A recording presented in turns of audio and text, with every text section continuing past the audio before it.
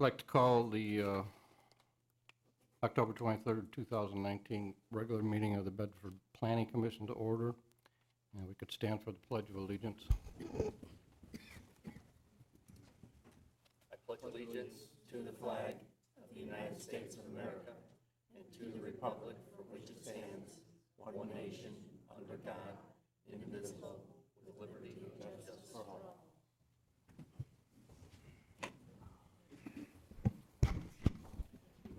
Could I have a motion to approve the agenda? Well, let's do the roll call first. Ms. Tinberry. Here. Mr. Zybeck. Here. Mr. Jenkins. Here. Mr. Garbrick. Here. Stefan is present. Mr. Fritz. Here. Chairman Anger is excused. All right, and I could have a motion to approve the agenda. So moved. Support. Take it, Nancy. Motion to approve and support, and motion carried. Approval of the minutes of the October 9th, 2019 meeting. A motion? So moved. Support? Support. You got it. Okay. Motion carried. Now we've come to the public comment portion, but the item that's on the agenda for the public hearing, if you could wait until that item is up. Right now, you can talk about anything that's not on the agenda, make comments or ask questions. So if you have any comments, you stand at the podium. Seeing none. Under new business, a request for a sign waiver for EIDI properties. CISCO is a tenant on parcel number 5802-034-003-60, otherwise known as 7317 Lewis Avenue in Temperance, Michigan. Do we have a representative? Yes, yes. Okay, do you want to come to the podium?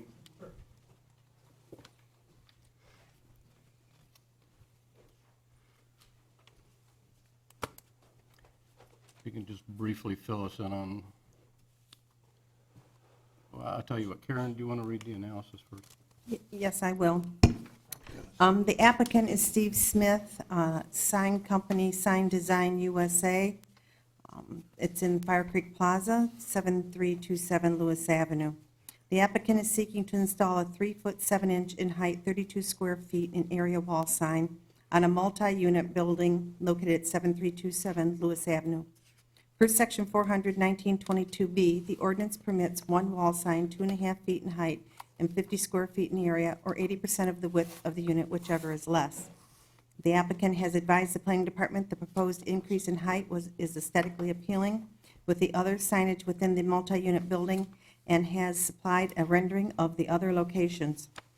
While the overall signage complies, a waiver of 1 foot 1 inch in height is required. And that is what would be required as a waiver to the wall sign request. Thank you. You just state your name and address. My name is Tom Davey, D-A-V-E-Y. Do you have anything else to add to the? No, it's basically an aesthetic choice to match the other signs that are on the building.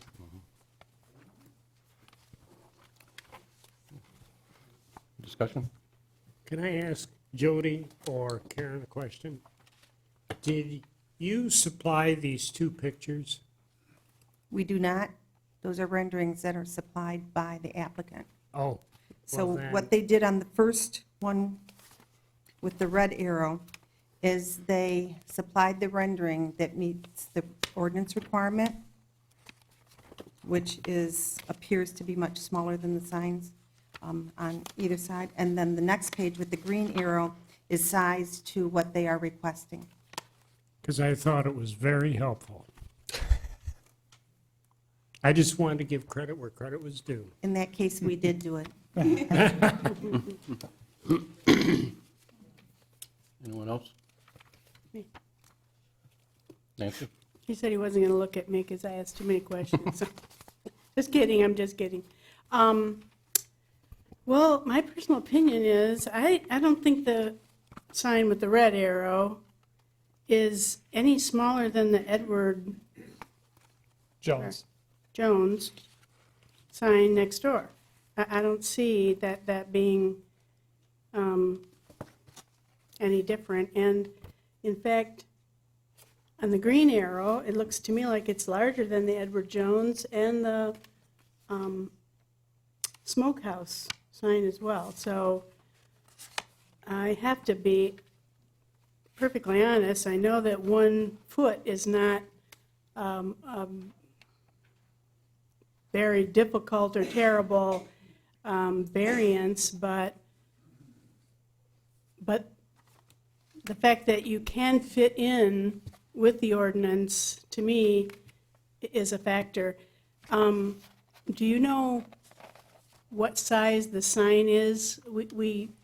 This board offered a variance on the front monument sign some time ago, and that was supposed to have one of your, each one of the people, the Tenants, businesses within the development. And do you know what size that sign is?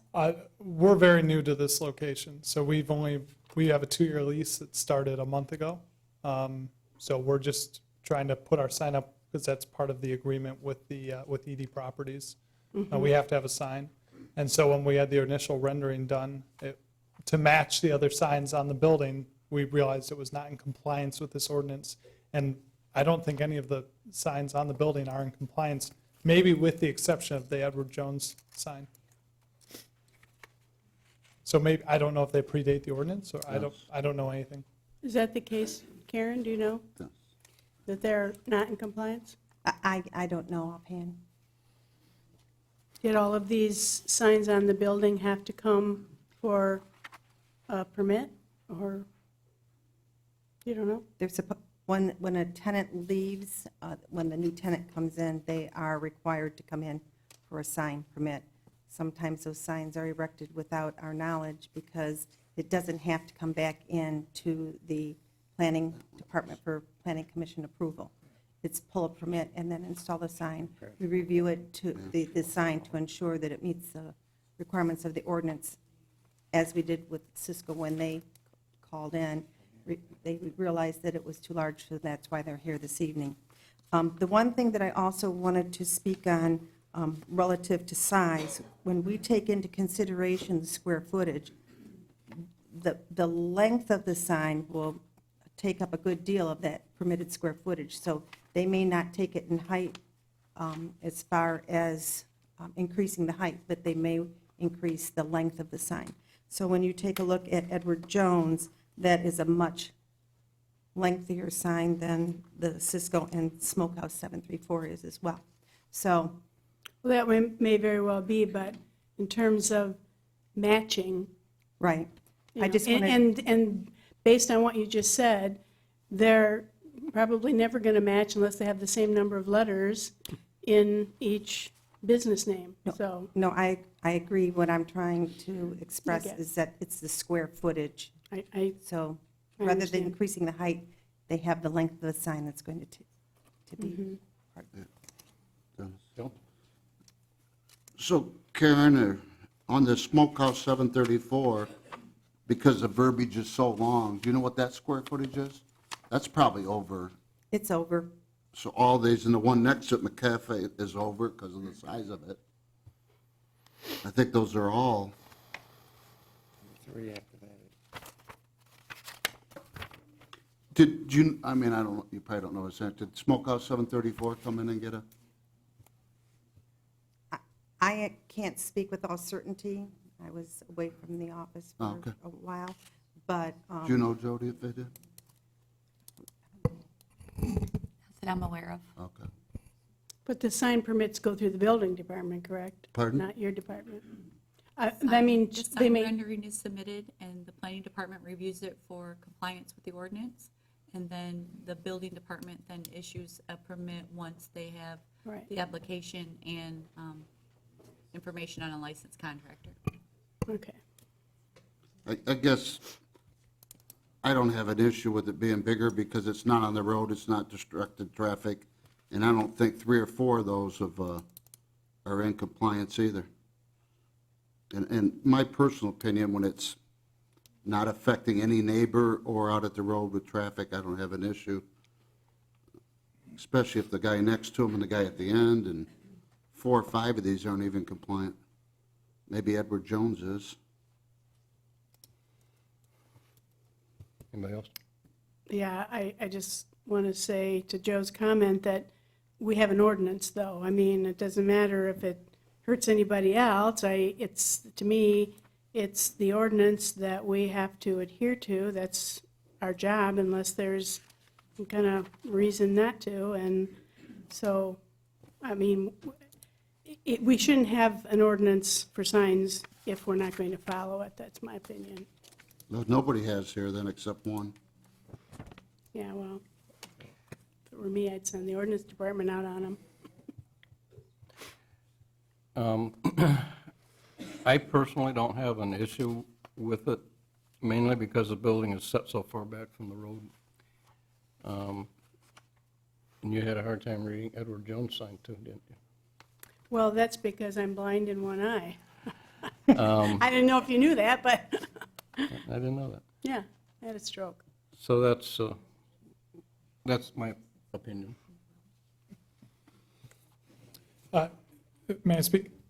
Our motivation was just to make it aesthetically appealing and match the rest of the building. So that's our only drive. If you guys turn us down, it'll be small. I don't care that much. Any more discussion? Did we have a motion? You can make a motion. Oh. Let me get to the right page. Excuse me. I would like to make a motion to approve the request for a 1-foot, 1-inch height waiver for a wall sign on property 5802-034-003-60.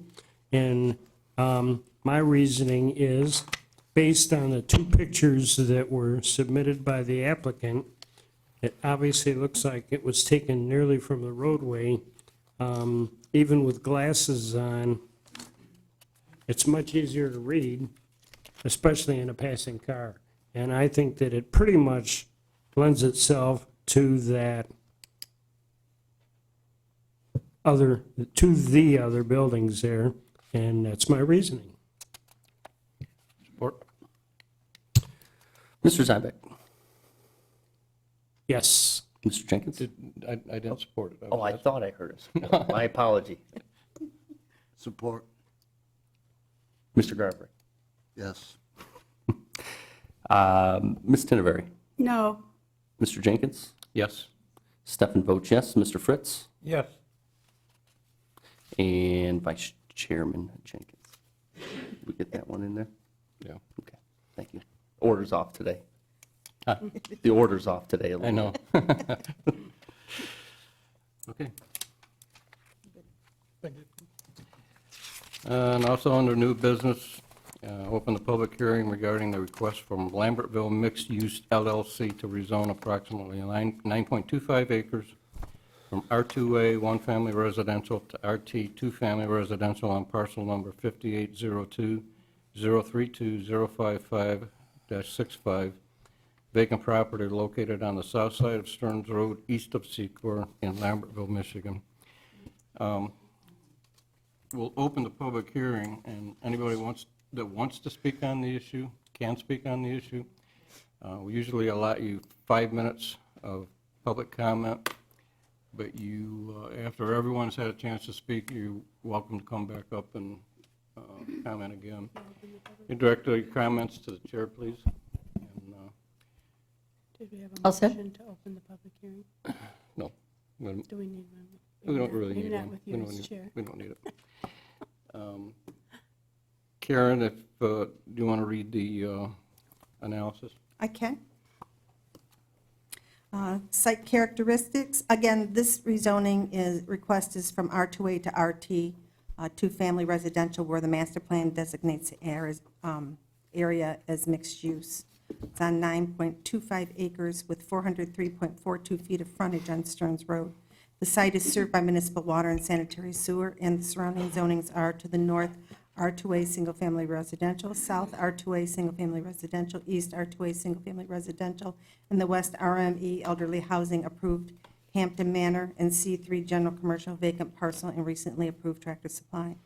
On October 1, 2019, the Township Board gave direction to move forward with the rezoning request, and we did include those minutes. History, the zoning ordinance, including the zoning map adopted on May 5, 1977, identified the subject parcel as split zoned, and on January 8, 2019, the Township Board rezoned approximately 3.73 acres from R2A, one-family residential, to C3 general business, resulting in the approximate 6.732 acres of C3 zone property to the west of the subject area. On March 19, 2019, the Township Board rezoned approximately 7 acres from R2A, one-family residential, to RME, elderly housing. The subject vacant parcel is approximately 9.25 acres of what was previously a 23-acre parcel. The request is to rezone from R2A single-family residential to RT two-family residential. The applicant has advised the intent is to develop a PUD planned unit development with 14 two-family attached units for a total of 28 dwelling units on a single cul-de-sac off Stearns Road directly west of Hidden Valley subdivision. The master plan adopted on October 28, 2015 designates this area as mixed use and further describes the intent to promote mixed uses and flexible redevelopment in areas outside of the village centers, having a mix of residential, office, and lower intensity commercial uses. The Planning Department requested a review of the rezoning request be conducted by Lucy Fortin of the Manikin Smith Group and planner for Bedford Township. Ms. Fortin prepared an overall review of the subject area and concluded the proposed zoning and use is consistent with the goals, policies, and future land use map of the Bedford Township Master Plan. In conclusion, it was suggested the Planning Commission make a recommendation to the Township Board to approve the rezoning request for the following key reasons.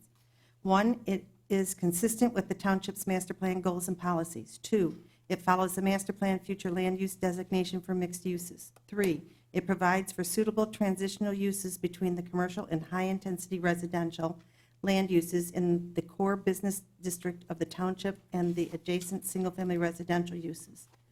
4, it is supported by an adequate utility and road infrastructure. And 5, adequate room is being preserved both south and east of the subject portion for buffering and/or screening to alleviate some of the potential negative impacts of higher density residential uses. Good evening. I'm Sally Dunn. I live at 7365 Hidden Valley Drive, and I've lived there for 15 years. I will be one of the residents affected if you rezone the parcel, as you've talked about, on the southern side of Stearns Road, east of SECOR, from single-family to a two-family residential. This change would significantly impact our electric, water, sewage infrastructure. The change would also greatly increase the traffic load on Stearns Road and the area between Douglas and SECOR roads, which everyone knows is already overloaded. 17 of the homes on Hidden Valley, mine is one of these, would have the new homes behind being built directly behind ours. I am here to ask you not to allow the rezoning to happen. This change would have a serious impact on the value of all Hidden Valley and Stearns Road homes. I and other residents impacted hope you will make the right decision and vote no on rezoning this parcel. Thank you. Thank you. Anyone else?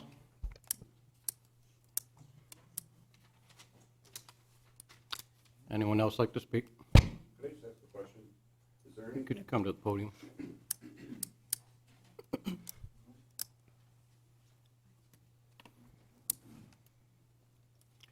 my name's Rick Shock, I also live on Hidden Valley Drive.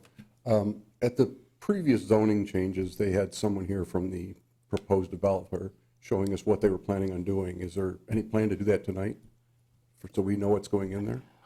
There is a tentative plan submitted, but when they submit a rezoning request, we have to consider that request and all the uses that could be included in that zoning district. So any layout that they submitted wouldn't really, could change. Well, that's pretty obvious, because at the last meeting, they presented a very detailed plat diagram of what they put in there, and it's not anything close to what you're talking about here. Yeah, I believe that was probably the PUD, correct? Yeah. PUD is different. It requires a site plan submittal because once they get that approval, they have to stick with that design, that layout. In this case, it's a standalone. Is this a PUD, part of the PUD? It will be, yes. Will be part of the PUD? This will be a PUD. Which means they should have to follow the plan they laid No. out. You're just coming in with standard zoning? It's a PUD. It's a PUD. Does everybody Just this understand that, site. Dennis? Planned unit development is similar to a rezoning, but as I said before, the applicant has to submit a detailed site plan showing the layout of the buildings. And in this case, it's still part of the PUD, so they did submit a layout, and I'm going to ask Mr. Jacobs to speak to that when he comes up. Can you just if I may. mention what about the underlying zoning of a PUD, which is, I think, what we're talking about, really? PUDs cannot increase the density of the underlying zoning. Single-family residential, two-family residential, they can develop single-family residential in an RT zoning district. So they, while it's looking at as 2 units now, it may be only 1 unit, but they still can't increase the density. You are required to maintain a minimum of 30% open space, and you can't include roads, and you can only include a certain percentage of detention basins and things of that nature. So I don't know if they're going to present a plan this evening of what their intent is. That's up to them if they want to, but as the chairman stated, when we rezone a piece of property, we take into consideration everything that could be developed in that property. But the underlying zoning in RT would allow them to have attached units, two units. They couldn't have buildings that would have 4, 5, 6 units attached. It could only be a 2 attached unit because it is for 2-family residential. So the density you're saying is related to structures, not numbers of families or units, living units? The density is related to the underlying zoning, and RT is for 2-family attached dwellings. And if I may offer clarification, the PUD will only be for this particular site. It's not for the entire site. The remainder of the site has the zoning in place for standalone outside of a PUD development. Okay, anyone else like to speak?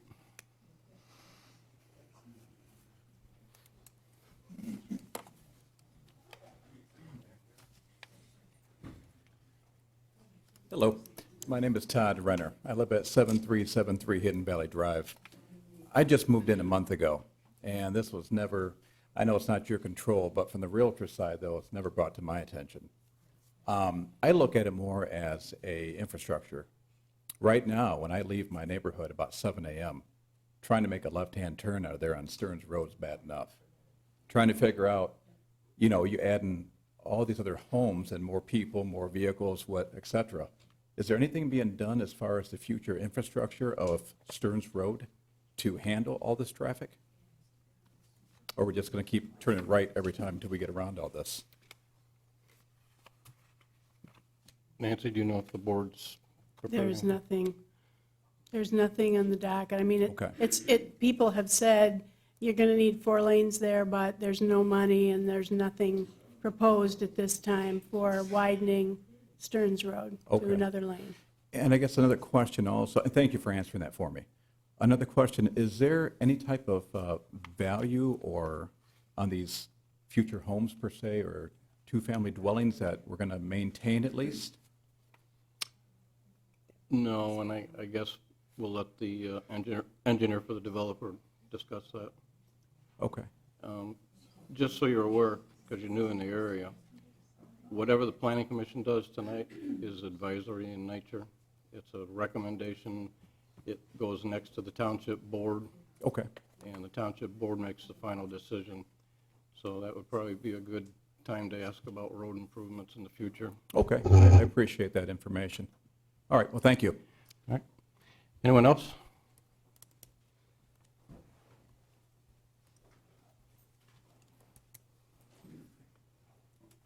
My name is Anise Seed. I've lived on Hidden Valley for 23 years. And I've watched the people maintain their properties very, very well. What concerns me is your responsibility that we have quality neighborhoods. Now, compared to single-family homes and double-family homes, the double-family homes over a period of time are going to deteriorate more. Now, maybe I shouldn't worry about this, but I do for my neighbors. I'm 95 years old. I don't have much more time to live. Probably the thing I'll see is weeds that aren't being pulled and grass not being cut. Well, that's not too serious. But I think that over the long time, that kind of property is going to depreciate compared to single-family homes. And I just don't like what you're doing.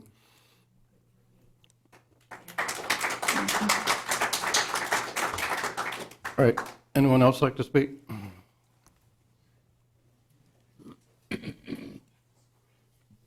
My name is Jim Sumner. I live at 7360 Hidden Valley Drive. I'll be very, very brief. Just because you can vote yes on this according to your analysis that she read, doesn't mean you should, doesn't mean you have to. I don't know any of you guys that live anywhere near where this is going to be. And these people, all of us do. So just because you can, doesn't necessarily mean you should. Thank you. Anyone else?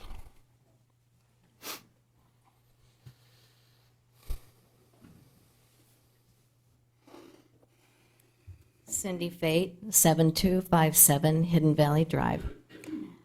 The last meeting I was here, you had 2 rooms because there were so many of us. They said they would do a road study, a time study, if there was going to be that much more traffic on Stearns with new buildings. How come now that's not going to happen? I mean, it's an issue now. With all of this coming in, it's scary. And I hear sirens every day, and it's on Stearns Road, which is a big concern. I just hope you're going to think about your fellow citizens here in Lambertville, and thank you. Thank you. Yeah, anyone else like to speak? One more time. Anybody else? Okay, seeing that there's no further public comment, I'd like to close the public hearing at 7:27. And Jim Jacobs, representing the developer, is here. Yes. Good evening, Chairman and Commissioners. My name is Jim Jacobs with Jacobs Architects, here tonight to represent Lambertville Mixed Use LLC in their request for rezoning. We do have a plan that had been submitted. We could pass that around for informational purposes. It's a preliminary plan for the development as we were discussing it and proposing it. We expect it to move forward as shown. We used it for some graphics to describe how we were going to try to create a better buffer at the road edge for some landscape area and to show some additional density or openness. We're using 50%. I think we're required 30 by ordinance if this goes this direction. The number of units matches what we could build if we were to max out single-family residential. So we're not proposing to stretch beyond what by calculation we could achieve as single-family residences. That's what we're proposing. Obviously, if it's rezoned and a PUD doesn't come forward, you know what could occur with that. So this is not an approved site plan is what I'm trying to say. So until it's approved, it's a concept. So we're happy to pass that around. I think you have it in your packets.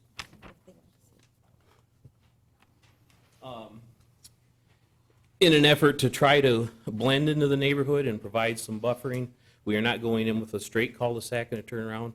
We tried to put some bend into the road so that we could pull the houses farther away from the neighboring property line and provide additional green space between the rear of the units and the adjacent rear property lines on both the south and east property lines.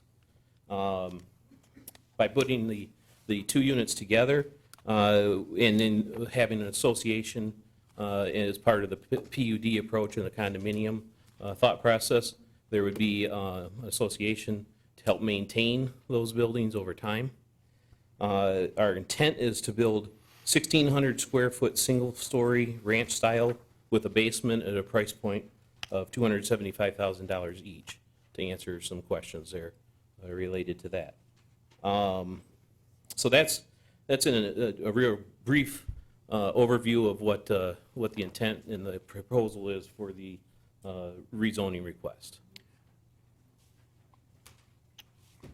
Any discussion? Did you say what kind of fronting, what kind of fronts? Is it brick or is it all brick or what kind of structure? We've had some very preliminary discussions about what those are, so that is not set in any standard. We will have to present that as part of the following Right. subsequent site plans, Right. where you'll have input because of the nature of what this approval is. Karen? If I may, we will learn more about what the proposed materials are and the look, because if it's when it comes in as a PUD, we have a conceptual approval, and then we have a final PUD approval. So we will, Planning Commission will see it twice, as will the Township Board 2 times more. This is just for the rezoning for the density, the underlying density. Okay. Go ahead. Oh, No, go ahead. is this rendering here the same as being passed around? It's in our It is. packets. It shows 14 standalone structures. It is. I take it, so it's going to be 28 units then? Correct. It's planned? Yep. Okay. So we have, I guess I see it as a appropriate buffer at this point, because absent of being rezoned to multifamily, I'm sure the plan would be single-family homes if it's not rezoned then at that point, correct? Correct. So we're looking at, a residential use out of this property in the end game, opposed to this being a mixed use. I understand traffic is a concern, rightfully so in this area. I guess the way I see it, at some point, this property is going to be developed. And the residential side, I would imagine, would offer less impact on the traffic than would, let's say, if we rezoned it commercial, which would be somewhat appropriate in this mixed-use area here. So that being said, and knowing that the density is probably not going to be as great as single-family, I would say this seems like a appropriate use of this this piece of property. That was, Tom? I know, excuse me, yes. I know it's early in the game, but traditionally 1,600 square foot, 2-unit, are those generally marketed for empty nesters? Or is that a square footage that would accommodate a family? It's not a square footage that would accommodate a family unless they were to buy 2 units side by side to occupy both halves, most likely. A small startup family could be, but once you get past 1 or 2 kids, then I would say, no, it's not going to be appropriate. I believe, are 2-bedroom? Is 2 to 3, optional 3rd bedroom, so, there's not an intent at this stage of the game to call it a senior or retirement 55 and over development or anything along those lines. They'll be marketed as 1,600 square foot ranch condos. Okay, thanks. Like I say, I knew it was early in the game. I just had that question. Yep. Thank you. So that was going to be my next question, is these aren't rental units, these are actually or condominium units. That would be correct. So that the association would maintain the entire piece of property. Every unit would pay dues. That's Okay. the intent. Nancy? Well, I know that it hasn't been established as a 55 and older. However, being 55 and older, these are the kind of, and older and older.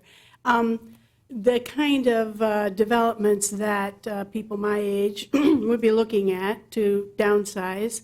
And I can say that they typically have less traffic than a single R2A, single-family residential. I drive through neighborhoods, I drive over to my son's house, and you can't hardly get down the road because there's cars parked on both sides. They have teenagers, everybody has a car. So it's my experience that single-family residents have far more traffic associated with those homes than these smaller units. A member of the public mentioned you can, doesn't mean that you should or must. The issue here, though, is as a planning commission, we have to have a reason to deny. We can't just deny because we don't like the developer or we don't like the what might be proposed. We have to have a reason, a good reason, a planning reason. And based on what I've seen of the presentation by the planning department and what I've seen in the write-up from the professional planners that we pay good money to review from a professional standpoint, they highly recommend, with many reasons, good reasons, to approve it because it meets everything that the township as a whole has laid out in terms of a buffering zone, in terms of the master plan. And so without a good reason, a good planning reason to deny, we really don't have the right to deny. There's nothing that says the neighboring parcels not liking it really is not a good legal reason to deny. Also, the Monroe County Road Commission does traffic studies on our Bedford Township roads consistently, and what we've seen on the traffic studies, both on the traffic counts and the accident studies, does not show what I know it may seem like to people living in that area. It doesn't show that to us, so that we can't use that as a good reason either, because they're the ones that own the roads or are in charge of the roads, and their studies show that there is not a problem based on their criteria. The other point I wanted to bring up is I see two different developments that already have the two-family condominiums or condos that abut this Hidden Valley subdivision. Is that correct? Is that these other two, one off of Stern? Creekside Crossing. Pardon me? Oh, yeah. Okay, I'm not sure the names, but the one that's, And then also Deer Creek Common does as well. Deer Creek Commons, And then Creekside Crossing. Creekside Crossing, both abut this, and those two establishments have maintained a Yes. reputable, presentable condo project. So I think that sometimes the anticipation of something that might not be acceptable isn't as bad as what ends up happening, because I know that because we have an aging population, that the empty nesters are looking for this kind of downsizing. Joe wanted to Joe? shut up. One of the things going from this whole property, everybody knows it was going to be sold at some point. And I think the developer here is trying to soften it from what they have going in there. And the 1,600 square feet, I've developed for years, and the 1,600 square feet, if you look at Pulte Homes, which is one of the national developers out there, that's what they're looking for.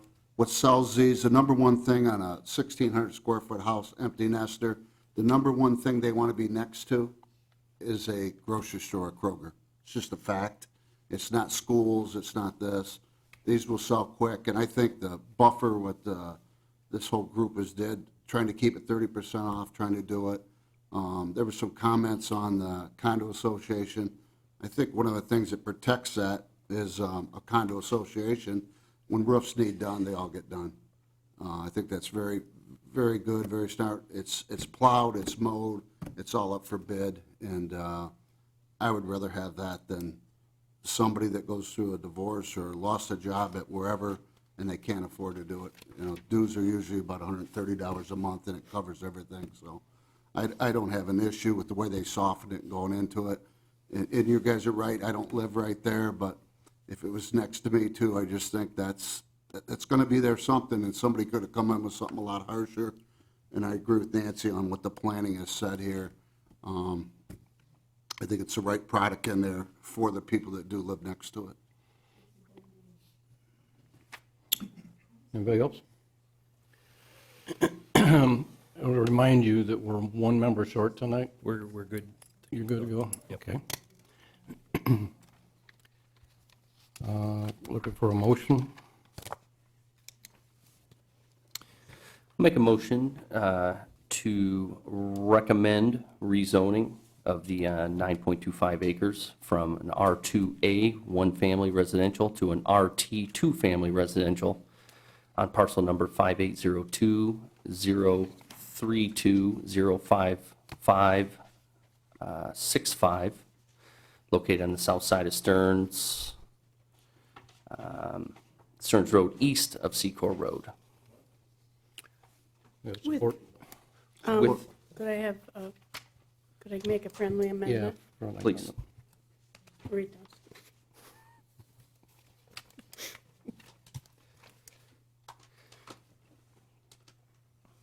These are the recommendations. Remember, these are consistent. It's just It's what the planner said. Just don't say what the planner said.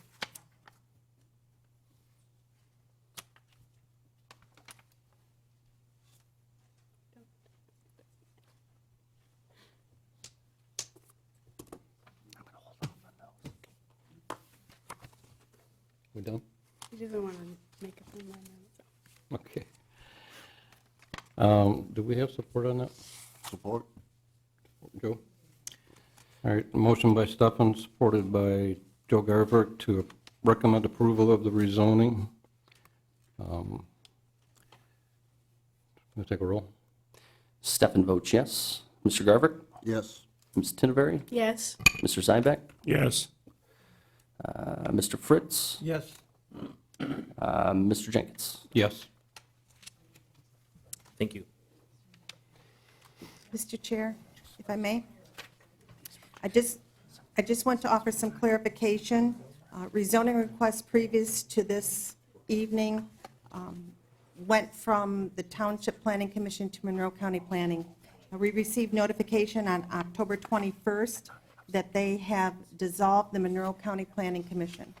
So rather than it starting here at the Planning Commission and going to Monroe for the Planning Commission and then back to the Township Board for decision, it will go directly from Bedford Township Planning Commission to the Township Board for a decision. Thank you. Okay, come to item 8, public comment. Anybody would like to speak?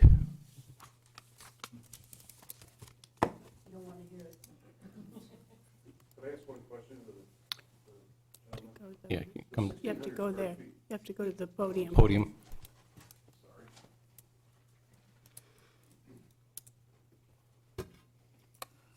I just wanted to clarify the size of the units. The 1,600 square feet, is that per unit or per building? Per unit, so it's 3,200 for the building. Okay.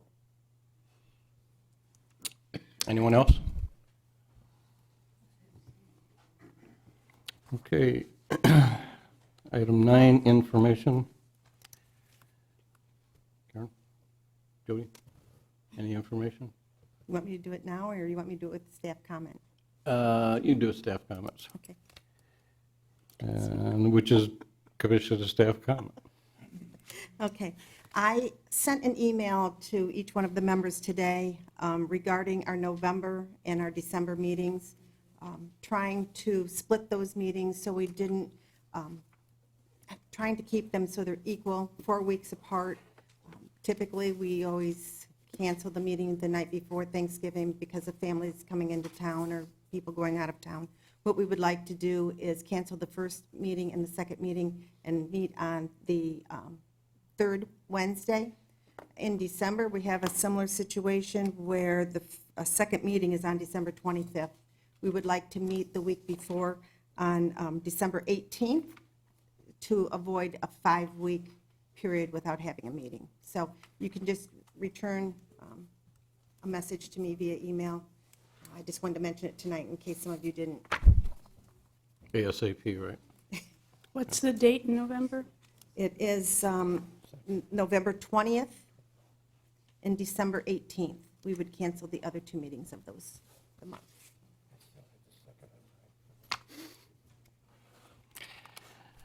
Okay. I do have one thing I'd like to talk about. I was going to add it to the agenda, but I thought I shouldn't.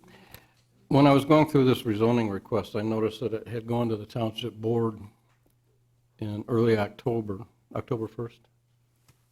I don't know. And I was kind of confused because normally the Township Board is the last one to get it. And so I called Karen and asked her what that reason was.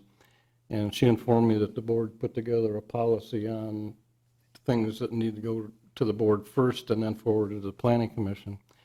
My only problem with that, and I can understand it for zoning ordinance changes, but for a rezoning request, that delays the applicant another 2, possibly 3 weeks before it comes back to the Planning Commission to go ahead and prepare public hearing notice and everything else. So I would like Ms. Tinberry to take it to the board and ask them to please consider removing the zoning changes from the... Okay, I will be happy to do that, but I'm the one that caused that. Yes. And it wasn't because of the delay, it was because what was happening was there were people going to the attorneys asking for information, getting things moving about rezoning changes based on, in my mind, politics and personalities, and and pressure from some people, and I didn't think that was right. I didn't think that it was right to engage the attorneys before the Planning Commission had, before the Planning Commission had the opportunity to review it and act on it, and that was the policy they came up with. It wasn't exactly what I had intended. I did not want it to delay, but in order to keep it out of the hands of people that were being approached by the public, people who wanted a rezoning, I just thought that there needed to be a policy, and that was the policy they came up with. So it's a shame. I'll take it to them and I'll ask them if Well, they do it. it's and I have no problem with the zoning ordinance changes, the text amendments.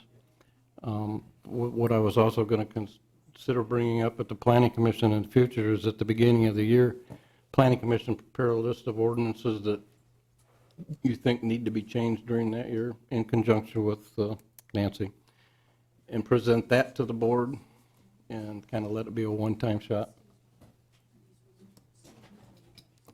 That's all. Okay, I'm glad to, happy to do that. Mr. Chair? Yes. Attorney Camprath has asked, in our bylaws, Section 3, change of schedule, it states, if there is a change in the schedule of a regular meeting, the chairperson or designated representative shall post within 3 days after the meeting at which the change is made a public notice stating the new dates, times, and places of its regular meetings. Notice for rescheduled regular meetings shall be posted in the Bedford Township Hall at least 18 hours before the meeting. The cancellation or rescheduling of a meeting due to inclement weather or similar act of God shall be at the discretion of the chairperson. He's asked the commission to take a vote on changing the meetings in November and December. Okay, we have a motion? Support. No, he's asking. He's asking for. Yeah, we want he's the to chair make a tonight. motion to, I understand the whole 18-hour business, but why does the board have to make a motion?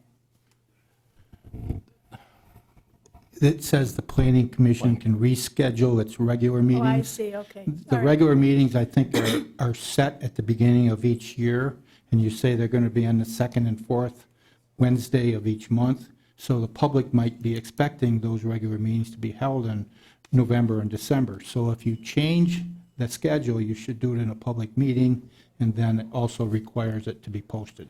Amen. I totally agree with you. Are you making a motion? Yeah. Did you make a motion? I was going to support it, but what are the dates again? What are the dates? November 20th. December 18th. Yeah. November 20th, December. December 18th. Make a motion to amend the Planning Commission schedule to reflect that meetings will now be held on November 20th and December 18th, I'll second. 2020. Support by Tenenbaum. 19th. 19th, yeah. Have a roll call vote? Just, and the regular scheduled meetings will be canceled. And the regular scheduled meetings will be canceled. Should be included in that motion. Have a roll call vote? Who supported me? Yes, I Yeah. did. Stefan votes yes. Ms. Tinnevery? Yes. Mr. Zybek? Yes. Mr. Jenkins? Yes. Mr. Garver? Yes. And Mr. Fritz? Yes. Thank you. Yes. Well, I just have to say, because I'm a big person on rules, it technically is you second the motion because you may not support it, you may vote against it, but you second it for discussion. But I just needed to say that because of my teaching background. Noted. Okay. I also wanted to say to Jody and Karen, or whoever typed up them, those were great minutes. I mean, that was such a difficult meeting to take minutes on, and excuse me, do I have the floor? Yeah. The credit goes to Jody. The Jody, well, yeah, Nancy's talking about Jody. No, I read them, and I'm just amazed. They were perfect, absolutely perfect. And I know that, I know about taking minutes. I know it's not that easy sometimes, but those were perfect. And for that meeting that you had to go through and read all that, it was just amazing. So I just wanted to congratulate you or thank you, or it just was great. I know, I asked the chairman if I had the floor. Always. And then I'd also like to say that we've talked about taking the sign waiver portion out of the ordinance, and I would just like the planning department to get some follow-up on that and move that forward. I'm big on this ordinance thing, and if I'm not around very long, I feel like that 95-year-old gentleman. If I'm not around, I want to make sure that these things get done before I have to come back and hunt people here. So I'm just asking that you will follow up on that and see where that is. I almost had it in the email. I know, Nancy, you don't want to cancel a meeting, but we are working on that along with a couple of other ordinances that we have moving forward, working on some language and trying to streamline it a little bit so when it does go for final draft, at least we have those things that we have discussed that need to be taken care of. So we are looking into doing that. Okay, well, am I right to say that if that would have been done already, the applicant tonight would have had to go to the BCA? If that ordinance is presented, recommended, and decision made by the township board, after it would go into effect, it has to publish within 15 days, goes into effect 8 days after publication, then it would then become an ordinance, and they would have had to go to the BCA. So they would have had to decide if a 1 foot, 1 inch was worth, yeah, okay. They have a fee of $150 to come to the Planning Commission for a waiver. It's $275 to go to the BZA because the fee is increased due to the publication for the public hearing and also the mailings that we have to notify within 300 feet. Thank you. Music coming out of my left ear. No further business. The meeting is adjourned.